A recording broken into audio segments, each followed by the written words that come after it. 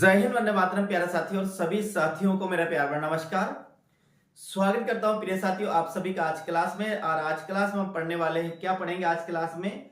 आदिकाल का रासो साहित्य पढ़ेंगे। हिंदी साहित्य का इतिहास। हिंदी साहित्य के इतिहास में जो आदिकाल है उस आदिकाल का आज हम पढ़ेंगे साथियों रासो साहित्य। क्या पढ़ेंगे?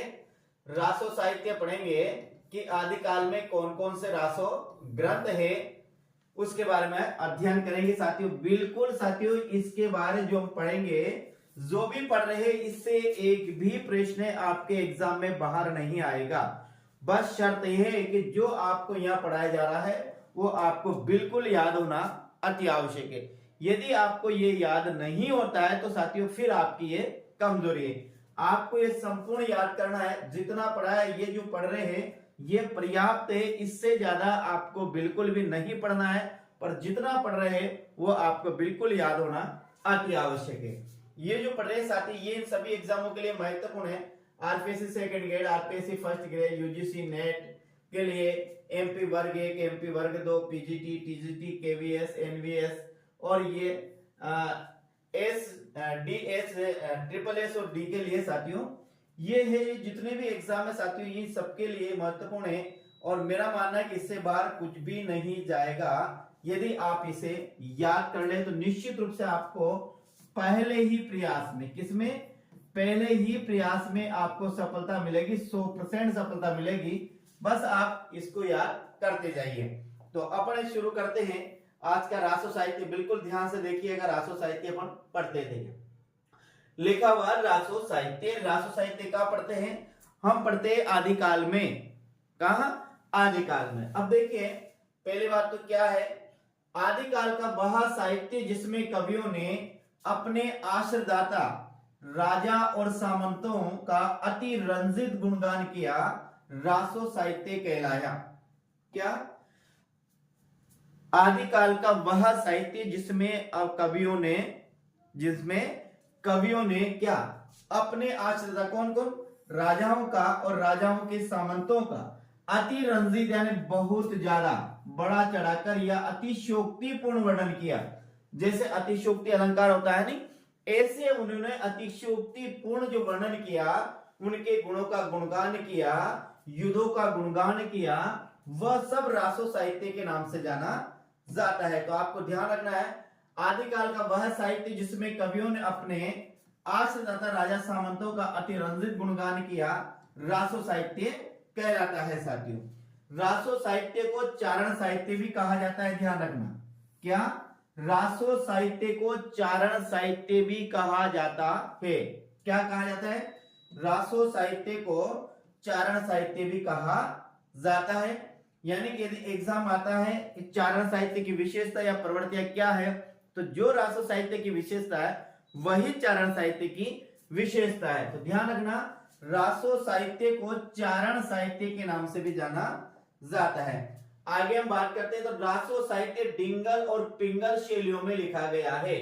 यानी कि जब रासो साहित्य लिखा जा रहा था उस समय दो प्रकार की शैलियां प्रचलित थी, यानी दो प्रकार से काव्य रचना की जाती थी। एक तो डिंगल शैली में की जाती थी और की जाती थी पिंगल शैली में। अब डिंगल शैली क्या है और पिंगल शैली क्या है साथियों? तो देखिए डिंगल जो शैली है राजस्थानी भाषा प्लस अपभ्रंश दोनों के मिश्रण से जो शैली बनती है उसे डिंगल शैली के नाम से जाना जाता है। और पिंगल शैली यहां है साथियों, यहां लिखेंगे पिंगल शैली। और पिंगल शैली में क्या है? ब्रज भाषा और अपभ्रंश दोनों के मिश्रण से जो शैली बनी है उसे पिंगल शैली, जो भाषा बनी है उसे पिंगल शैली या पिंगल भाषा के नाम से जाना जाता है। भाषा तो नहीं कह सकते हैं, उसे पिंगल शैली के नाम से हम पुकार सकते हैं। तो ध्यान रखना, जो डिंगल शैली है, डिंगल शैली में यानी कि दोनों ही, ये पिंगल हो या डिंगल हो, या पिंगल लिखा हुआ है पिंगल, दोनों हो, दोनों में क्या है? अपभ्रंश है। दोनों में क्या है? अपभ्रंश है। यदि अपन ध्यान रखिएगा, यदि डिंगल में हम क्या है, दोनों में क्या है? अपभ्रंश है। दोनों में यह लिखते थे अपभ्रंश है। क्या है? अपभ्रंश है।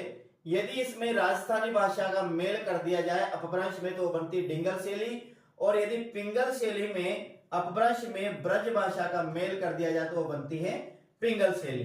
यानी कि राजस्थानी भाषा और अपभ्रंश के मेल को डिंगल कहा जाता है, ब्रज भाषा और अपभ्रंश के मेल को पिंगल कहा जाता है। तो आदिकाल में इन दो शैलियों में संपूर्ण चारण साहित्य या रासो साहित्य लिखा गया है। साथियों ध्यान रखना, यदि एग्जाम में आता है डिंगल शैली में कौन कौन सी भाषा का मिश्रण है या पिंगल शैली में कौन कौन सी भाषा का मिश्रण, तो डिंगल में एक राजस्थानी भाषा है, एक अपभ्रंश है, दोनों के मिश्रण से डिंगल बनी है।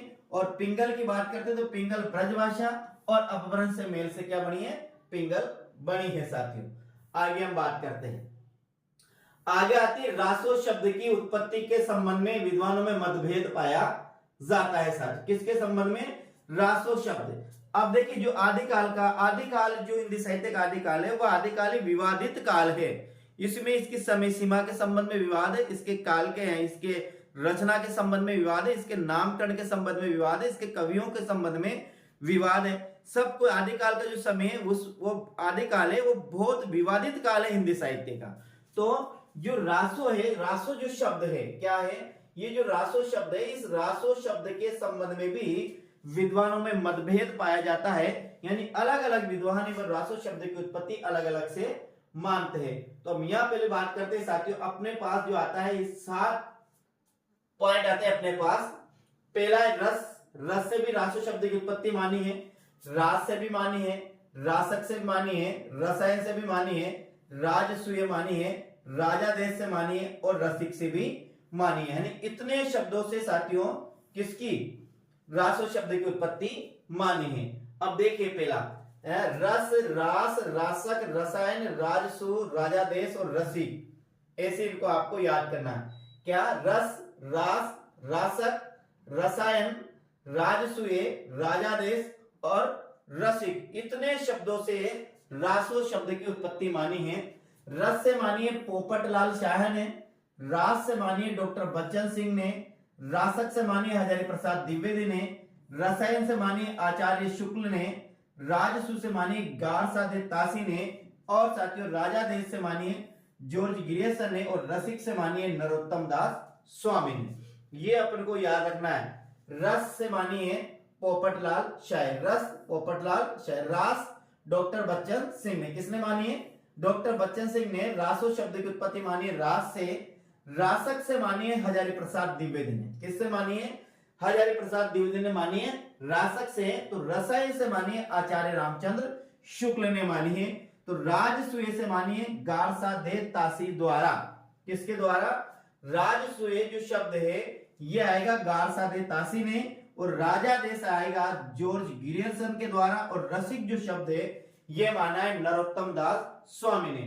तो ये आपको याद करना है कि रस के समय, रासों के संबंध में ये 7 मत माने जाते हैं, यानी कि इनसे उत्पत्ति मानते हैं। एक बार पुनः देखिए रस का रस माना है पोपटलाल शाह ने, रास से डॉक्टर बच्चन सिंह ने, रासक हजारी प्रसाद द्विवेदी ने, रसायन आचार्य रामचंद्र शुक्ल ने, राजसूय गारसादे तासी ने, राजादेश माना है जॉर्ज गिरियसन ने और रसिक माना है नरोत्तम दास स्वामी ने माना है। साथियों अब आगे बात करते हैं, यहां नोट करके लिखा हुआ है, नोट करके क्या लिखा हुआ है, सर्वाधिक मान्य हजारी प्रसाद द्विवेदी का है। सर्वाधिक मान्य जो मत है वो हजारी प्रसाद द्विवेदी का है। किसका है, सर्वाधिक मान्य जो मत है वो हजारी प्रसाद द्विवेदी का है और जिसका समर्थन माता प्रसाद गुप्त और डॉक्टर दशरथ शर्मा ने भी किया। किसका, हजारी प्रसाद द्विवेदी ने जो रासो शब्द की उत्पत्ति मानी है वो किससे मानी है, उन्होंने मानी है रासक से। किससे, रासक से इन्होंने रासो शब्द की उत्पत्ति मानी है। ध्यान रखना, किसने, हजारी प्रसाद द्विवेदी ने रासो शब्द की उत्पत्ति मानी है वो रासक से मानी है। और हजारी प्रसाद द्विवेदी का जो समर्थन करने वाले हैं वो है डॉक्टर माता प्रसाद गुप्त है और एक है डॉक्टर दशरथ शर्मा। इन दो के द्वारा भी हजारी प्रसाद द्विवेदी ने जो मत दिया उसका इन्होंने समर्थन किया है। ध्यान रखना, सर्वाधिक जो मान्य मत है वो हजारी प्रसाद द्विवेदी का है, यानी सर्वाधिक मान्य मत है हजारी प्रसाद द्विवेदी का है, जिसका समर्थन डॉक्टर माता प्रसाद गुप्त ने भी किया और जिसका समर्थन दशरथ शर्मा ने भी किया। ये ध्यान रखना। आचार्य, आगे बात करते हैं, आचार्य शुक्ल ने रासो शब्द की उत्पत्ति रसायन से मानी। ध्यान रखना, यदि वो एग्जामिनर पूछ लेता है आचार्य रामचंद्र शुक्ल के अनुसार रासो शब्द की उत्पत्ति हुई है, तो आचार्य रामचंद्र शुक्ल ने रासो शब्द की जो उत्पत्ति मानी है वो रसायन से मानी है। किससे मानी है, ध्यान रखना, रसायन से मानी है। और जिसका आधार क्या है, बिसल देव रासो। किसका आधार, बिसल देव रासो को आधार बनाकर आचार्य रामचंद्र शुक्ल ने रसायन से रासो शब्द की उत्पत्ति मानी। आपको इतना याद रखना है। क्या, पहला तो सर्वाधिक मान्य मत है वो आचार्य प्रसाद द्विवेदी का, और आचार्य प्रसाद द्विवेदी ने किससे मानी है, रासक से मानी है रासो शब्द की उत्पत्ति, जिसका समर्थन डॉक्टर माता प्रसाद गुप्ते ने भी किया और डॉक्टर दशरथ शर्मा ने भी किया, दोनों ने ही किया साथियों। और आचार्य रामचंद्र शुक्ल ने जो रासो शब्द की उत्पत्ति मानी है वो मानी है रसायन से। किससे मानी है, रसायन से मानी, जिसका आधार क्या है, बिसलदेव रासो। तो दो प्रश्न बनते हैं यहाँ पर कि आचार्य रामचंद्र शुक्ल ने किस रासो के आधार पर रासो शब्द की उत्पत्ति मानी है, तो इसका उत्तर होगा बिसलदेव रासो। और आचार्य रामचंद्र शुक्ल ने रासो शब्द की उत्पत्ति किससे मानी है, तो वो मानी है रसायन से मानी है। अब वो प्रश्न कैसे पूछता है उसी प्रकार से अपन को यहाँ पर आंसर देना है साथियों। आगे हम बात करते हैं, आगे देखिए, आचार्य शुक्ल ने जिन 12 कृतियों को आधार बनाकर आदिकाल का नामकरण वीर गाथा काल किया, उनमें से 6 कृतियां रासो काव्य है। टोटल साथियों ध्यान रखना, आचार्य रामचंद्र शुक्ल ने आदिकाल को जो वीर गाथा काल नाम दिया, तो वीर गाथा काल के ने 12 कृतियों को आधार बनाया है। उन 12 कृतियों में से जो 6 कृतियां हैं वो रासो काव्य है। इतना याद रखना कि आचार्य रामचंद्र शुक्ल ने आदिकाल के लिए कितनी कृतियों को आधार बनाया है। तो अपन को ध्यान रखना है कि आचार्य रामचंद्र शुक्ल ने 12 कृतियों को आधार बनाया है, और इन 12 कृतियों के आधार पर ही आचार्य रामचंद्र शुक्ल ने आदिकाल को वीरगाथा काल नाम दिया। अब इन जो 12 कृतियां हैं, इन 12 कृतियों में से 6 कृतियां, कितनी, ध्यान रखना, इन 12 कृतियों में से जो 6 कृतियां हैं वह 6 कृतियां रासो काव्य है। क्या है, 6 कृतियां रासो काव्य है। अब रासो काव्य कौन कौन सी है, ये 6 कृतियां रासो काव्य है। एक बिसलदेव रासो है, कुमार रासो है, परमार रासो है, विजयपाल रासो है, हम्मीर रासो है और पृथ्वीराज रासो है। ऐसे 6 कृतियां साथियों, 6 कृतियों के आधार पर, यानी कि 12 कृतियां, 6 कृतियों में से 12 कृतियों में जो 6 कृतियां वो रासो काव्य है। पहली बात देखिए, बिसलदेव रासो है जो लिखा है नरपति नाल्य ने। ध्यान रखना, बिसलदेव रासो है, नरपति नाल्य है, जिसमें क्या वर्णित है, जिसमें सांबर नरेश, क्या है, सांबर नरेश बिसलदेव, जिसे इतिहास में विग्रहराज चतुर्थ के नाम से भी जाना जाता है। किसे, विग्रहराज चतुर्थ के नाम से भी जाना जाता है। तो इसमें सांबर नरेश विग्रहराज चतुर्थ और उसकी पत्नी है राजमती, जिनका नाम है राजमती। इन दोनों का क्या क्या है, इसमें विवाह का वर्णन है, विच्छेद का वर्णन है और पुनर्मिलन का वर्णन है साथियों। किसमें, इस बिसलदेव रासो में। तो ध्यान रखना है, बिसलदेव रासो वह नरपति नाल्य का है, खुमान रासो वह दलपत या दौलत विजय का है, परमार रासो जगनिक का है, विजयपाल रासो नल्ले सिंह का है, हम्मीर रासो सारंगधर का है और इसके संकलन करता है लक्ष्मीधर। ध्यान रखना, हम्मीर रासो है सारंगधर का है और इसका संकलन किया लक्ष्मीधर ने। और पृथ्वीराज रासो आपको पता है ये लिखा किसने, चंद्रोदय ने लिखा है साथियों। अब देखिए बिसलदेव रासो, इसको याद करेंगे आप बी नर, क्या याद करेंगे, बी नरपति, बिसलदेव रासो नरपति, मैंने इसको याद किया, बिसलदेव रासो बी नरपति। खुमान रासो साहब लिखेंगे या खू और न लिखेंगे द, तो खू से तो बनेगा खुमान रासो और दे से बनेगा दलपति विजय या दौलत विजय। तो खुमान में याद करेंगे आप खू और या रखेंगे दे, तो खू से तो बनेगा खुमान और दे से बनेगा दलपति। परमार रासो से याद रखेंगे पर जगनिक, क्या रखेंगे, पर जगनिक, ऐसे याद करेंगे पर जगनिक। परमार रासो से याद करेंगे पर जगनिक, कैसे याद करेंगे, आगे से रखेंगे परमार, यहां से इसको रखेंगे पर और इधर रखेंगे जगनिक, तो ये बनेगा पर जगनिक। परमार रासो का रचयिता है पर जगनिक। विजयपाल रासो का रचयिता है नल्ले सिंह, विजयपाल रासो के रचयिता है नल्ले सिंह। कौन है साथियों, याद रखना, विजयपाल नल्ले सिंह, विजयपाल नल्ले सिंह, विजयपाल नल्ले सिंह। इसमें करौली के राजा विजयपाल का वर्णन है साथियों। किसमें? विजयपाल में। हम्मीर रासो है, इसमें याद रखना इसके रचयिता सारंगधर है और इसके संकलन करता है साथियों वह है लक्ष्मीधर, इसके संकलन करता है। पृथ्वीराज रासो को तो आपको पता है कि पृथ्वीराज रासो किसने लिखा? चंद्रप्रदाय ने लिखा। अब यहाँ पर कुछ चीजें और देखिएगा। बिसलदेव रासो साथियों ये श्रृंगार रस प्रधान रासो है। क्या है? श्रृंगार रस प्रधान रासो है। बाकी ये 5 कृतियां हैं ये वीर रस प्रधान है साथियों। क्या है? वीर रस प्रधान है। ये जो 5 है ये क्या है? वीर रस प्रधान काव्य है। वीर रस प्रधान काव्य है। और ये बिसलदेव रासो है ये श्रृंगार रस प्रधान काव्य, इसको आपको ध्यान में रखना है। और इनमें सबसे ज्यादा जो वीर रस का वर्णन किया गया साथियों वे परमार रासों में किया गया। किसमें किया गया? परमार रासों में किया गया। किसका? यदि इनमें से आपसे पूछ लिया जाता है कि इन रासों में से सर्वाधिक जो वीर रस मिलता है, वीर रस की साकार प्रतिमा मिलती है, वह कौन सा रासो है? तो आपको ध्यान रखना है वो परमार रासो है। यानी कि जितना ज्यादा वीर रस का परमार रासों में वर्णन हुआ उतना इन किसी में भी नहीं हुआ है साथियों, ध्यान रखना। परमार रासों का नाम कई परमर्दी है। परमार रासों में परमर्दी देव का वर्णन मिलता है साथियों। कन्नौज के राजा परमर्दी देव का वर्णन मिलता है। और इस आपको ध्यान रखना ये जो परमार है तो इस राजा का नाम था परमर्दी देव भी मिलता है, जिसके 2 योद्धा थे। एक था साथियों आल्हा, क्या? आल्हा, एक का नाम था उदल। आल्हा और उदल का इसके शौर्य का वर्णन है, आल्हा और उदल की वीरता का वर्णन है। इस कारण साथियों इस परमार रासा को बुंदेल परमार रासों को एक आला खंड भी कहा जाता है। क्या कहा जाता है? आला खंड भी कहा, आला खंड के नाम से भी इसे जाना जाता है। किसको? परमार रासों को किस नाम से?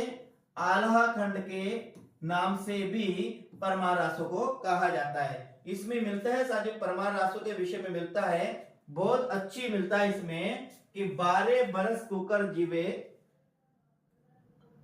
13 बरस जीवे सियार, बरस 18 क्षत्रिय जीवे आगे जीवे धिक्कार। ये जो प्रसिद्ध पंक्ति है ये परमार रासों से ही मिलती है। क्या? कि 12 बरस कुकर जीवे 13 बरस जीवे सियार, 12 बरस कुकर जीवे अरु 13 बरस जीवे सियार, बरस 18 क्षत्रिय जीवे आगे जीवे धिक्कार। ये जो प्रसिद्ध पंक्तियां हैं यानी कि 12 बरस तो कुकर जीवे, 13 बरस जीवे सियार और 18 बरस क्षत्रिय जीवे। यदि क्षत्रिय का जीवन 18 बरस से ज्यादा है तो उसका जीवन धिक्कार माना जाता है। ये प्रसिद्ध पंक्तियां मिलती है परमार रासों में ही मिलती है। पृथ्वीराज रासों की तो आपको पता ही होगा क्या कि 4 बांस 24 गज 8 अंगुल प्रणाम, ता ऊपर सुल्तान मत चुके चौहान। जो पंक्तियां ये कहां से मिलती है? ये मिलती है पृथ्वीराज रासों से। तो अब आगे बात करते हैं साथियों इसमें। आगे आता है नोट। क्या लिखा हुआ ध्यान से समझिएगा। इन 6 रचनाओं में से शुक्ल जी ने 2 को अपभ्रंश काव्य या साहित्यिक पुस्तकों की श्रेणी में रखा है और 4 रासों रचनाओं का उल्लेख देसी भाषा काव्य में किया है। क्या है? ये 6 रचना है। पहली बात तो साथियों 6 रचनाएं, 6 रासों है। तो 6 रासों में से 2 रासों ऐसे जिनकी भाषा अपभ्रंश काव्य है, अपभ्रंश भाषा में लिखे गए 2 रासों, और 4 रासों है वो देशी भाषा काव्य में लिखे गए हैं। अब यहां पर हम देखेंगे देशी भाषा काव्य के कौन कौन से रासों हैं और अपभ्रंश भाषा में लिखे गए रासों कौन कौन से हैं। तो ध्यान से देखिएगा, ये लिखा हुआ है अपभ्रंश भाषा की रचना और देशी भाषा की रचना साथियों। तो देखिए अपभ्रंश भाषा की जो रचना है वो 2 है और देशी भाषा की रचना साथियों वो कितनी है? 4, 1 2 3 और ये 4। और इधर अपभ्रंश की कितनी है? 1 और ये 2 साथियों। तो जो है हम्मीर रासो और विजयपाल रासो 2 रासो ऐसे है जिनकी भाषा अपभ्रंश भाषा है। ध्यान रखना, जिनकी भाषा अपभ्रंश भाषा है। कौन कौन से?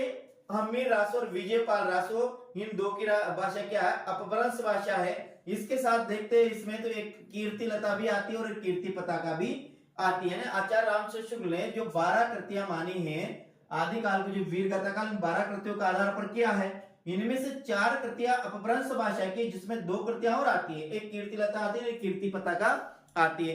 कीर्ति लता और कीर्ति पताका दोनों रचना है ये विद्यापति की रचना है। किसकी रचना है साथियों? विद्यापति की रचना है।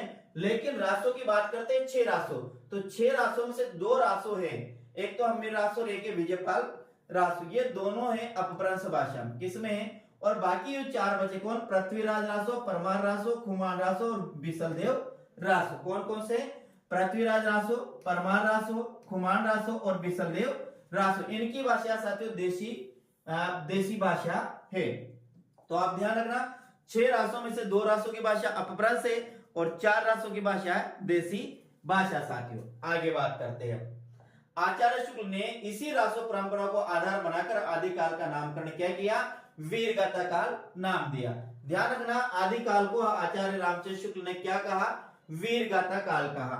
एक और नाम आता साथियों वीर काल। ये क्या? ये लिखा विश्वनाथ प्रसाद शर्मा ने। विश्वनाथ प्रसाद ने साथियों आदिकाल को वीर काल कहा है। आदिकाल को वीर काल कहा और वीरगाथा काल कहा, जो साथियों का आचार्य रामचंद्र शुक्ल ने कहा। आचार्य शुक्ल के अनुसार ये वीरगाथा 2 रूपों में मिलती है। कितने रूपों में मिलती है?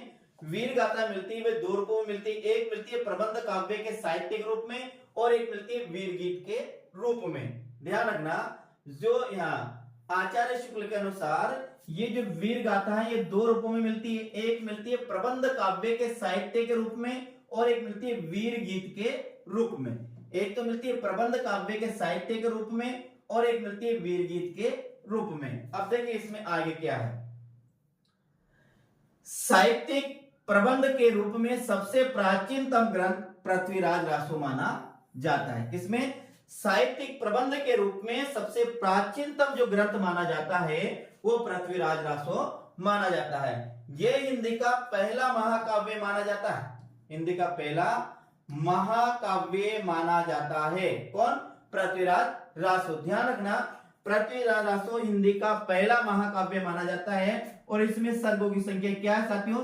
69 सर्गों की संख्या है। और इसमें सर्गों को क्या कहा गया है? समय कहा गया। और इसमें 68 प्रकार के छंदों का वर्णन है। पृथ्वीराज रासो में कितने प्रकार छंद हुए? 68 प्रकार के छंद हुए, जिसमें मुख्य छंद साथियों हुआ है छप्पे छंद। इसलिए साथियों इस पृथ्वीराज रासो को छप्पे का अजायब घर कहा जाता है। इसमें इसे छंदों का अजायब घर भी कहा जाता है। किसको?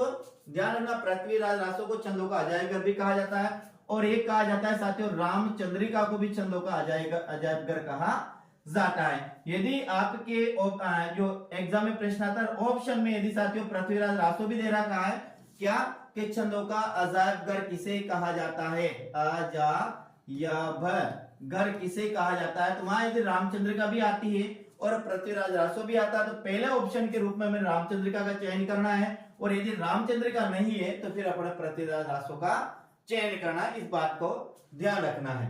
तो जो पृथ्वीराज रासो ये प्रबंध काव्य है और सबसे प्राचीनतम काव्य है। प्रबंध में सबसे प्राचीनतम काव्य है हिंदी का। और वीर गीत के रूप में हमें सबसे प्राचीनतम पुस्तक मिलती है साथियों, वह बिसलदेव रासो मिलता है। यानी बिसलदेव रासो के लिए वीर गीत शब्द का भी प्रयोग किया गया है साथियों। तो ये आज अपन ने पढ़ा आदिकाल का रासो साहित्य। कल साथियों अपन पढ़ेंगे इसमें आदिकाल में पढ़ेंगे पहला जो साहित्य पढ़ेंगे अपन पढ़ेंगे पृथ्वीराज रासो। क्या पढ़ेंगे? पृथ्वीराज रासो पढ़ेंगे साथियों, पृथ्वीराज रासो। इसी के साथ साथियों संडे के दिन बहुत अच्छा टेस्ट बनाया है मैंने कि आदिकाल से संबंधित जितना भी है वो पूरा आदिकाल इसमें मैंने समाहित करने की कोशिश की है और वो बेहतरीन रूप से साथियों का प्रश्न है। यदि आप साथियों ये पूरा टेस्ट देखते हो, अच्छी तरह से सुनते हो, तो मेरा मानना है साथियों कि आपका जो आदिकाल है वो बिल्कुल कंप्लीट हो जाएगा। और आदिकाल की साथियों अपने खूब से खूब 3-4 क्लास और है, इस प्रकार से देखेंगे तो अपना आदिकाल समाप्त हो जाएगा। आदिकाल के बाद चलेगा अपना रीतिकाल साथियों। तो उम्मीद करता हूं साथियों की क्लास आपको अच्छी लगी होगी। चैनल पर पहली बार तो चैनल को आपने सब्सक्राइब कर ही लिया होगा और नहीं किया साथियों तो जाते जाते जरूर सब्सक्राइब कीजिएगा। और ये और उम्मीद करता हूं कि आप इस वीडियो को शेयर करेंगे, लाइक करेंगे और कमेंट के माध्यम से मुझे जरूर बताएंगे कि क्लास कैसी लगी। कोई चीज समझ में नहीं आए तो साथियों वो भी लिखिएगा, उससे मैं अगली क्लास में उस कमी को दूर करने की कोशिश करूंगा। तो जय हिंद, वंदे मातरम प्रिय साथियों। कल फिर मिलते हैं अगली क्लास में। राम राम साथियों।